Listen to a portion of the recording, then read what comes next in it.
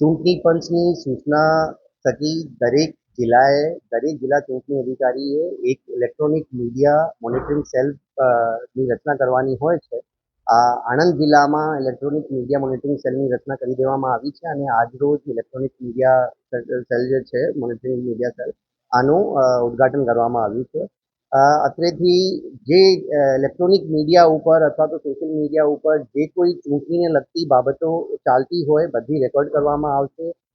For example કોઈ channel ઉપર કોઈ પેડ ન્યૂઝ આવે તો પેડ ન્યૂઝ એક ગુનો છે, આપણે બધાને જાણીએ છીએ.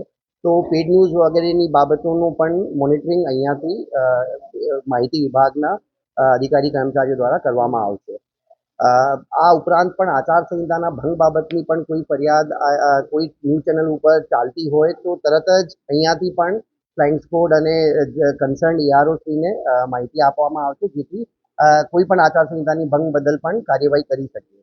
તો આના માટે આજે EMMC અને અહીંયાથી મીડિયા સર્ટિફિકેશન અને મોનિટરિંગ કમિટી જે છે MCMCનું પણ અહીંયાથી જ કાર્યરત કામગીરી કરવાની.